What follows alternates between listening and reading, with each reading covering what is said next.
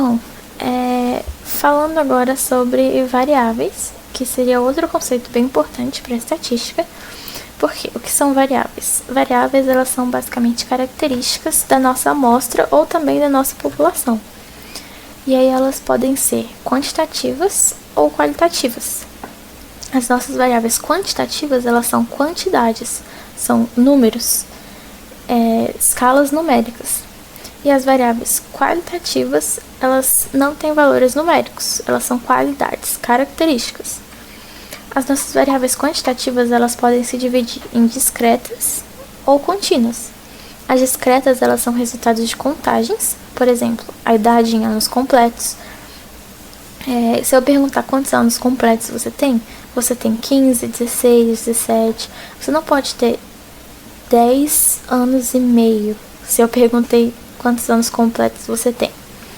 Número de filhos, você tem 0, 1, 2, 3, você não pode ter um filho e meio. E assim por diante.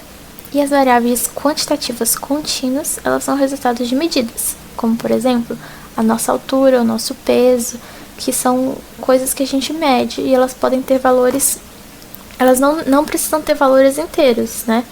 Elas têm valores quebrados, geralmente.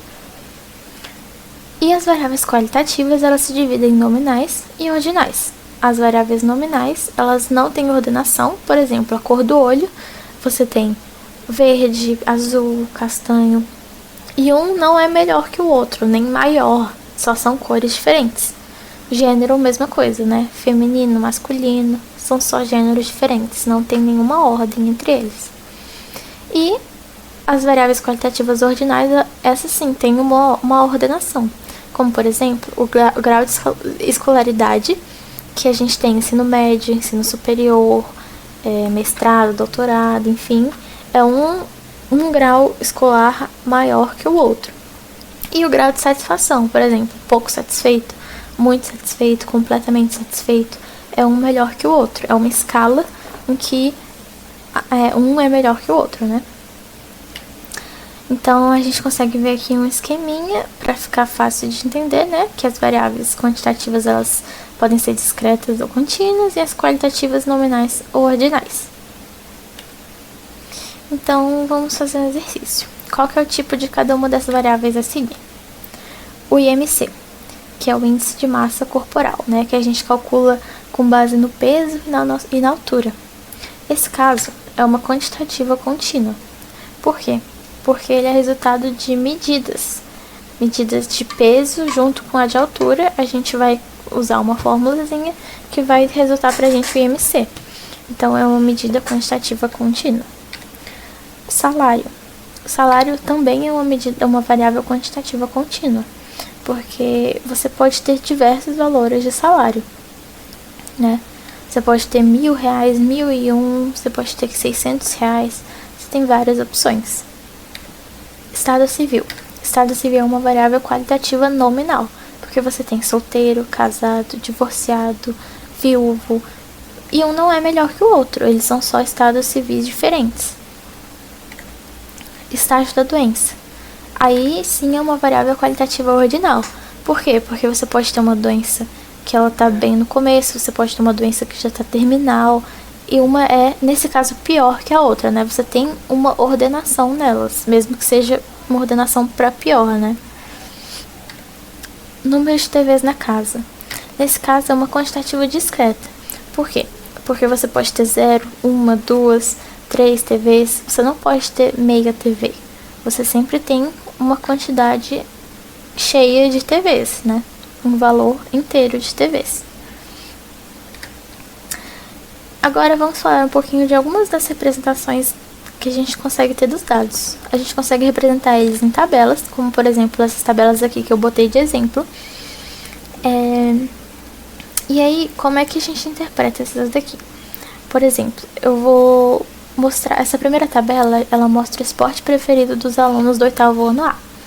Então, a gente tem as opções futebol, vôlei e basquete. Nesse caso, a variável que a gente está representando é o esporte preferido, que é uma variável qualitativa nominal. Por quê? Porque um esporte não é melhor que o outro, né? E aí a gente mostra a frequência absoluta que o que ela indica? Quantos alunos responderam futebol? 9 alunos. Quantos responderam vôlei? 12 alunos. E quantos responderam basquete? 9 alunos. Um total de 30 alunos. E a frequência relativa, que como é que a gente calcula? A gente vai pegar a frequência absoluta de cada classe, cada categoria, no caso, cada esporte, e dividir pelo total. Então, 9 dividido por 30 dá 30%. 12 dividido por 30 dá 40%. E aí, no total, a gente tem o 100% sempre.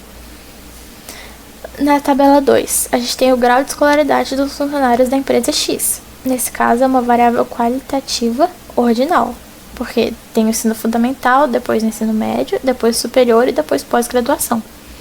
E aí, é a mesma coisa, para calcular a frequência relativa. 6 dividido por 120, isso é 5%. 30 por 120 é 25, e assim por diante. Agora, a tabela 3, ela representa o número de filhos dos funcionários da empresa X. E aí, o número de filhos dos funcionários é uma variável quantitativa discreta. Por quê? Você sempre vai ter 0, 1, 2 ou 3, ou 4, enfim. Você não pode ter meio filho.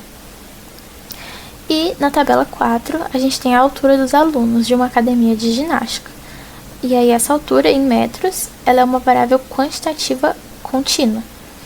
Quando a gente vai representar em tabelas as variáveis quantitativas contínuas, a gente representa geralmente por categorias, por intervalos. Por quê?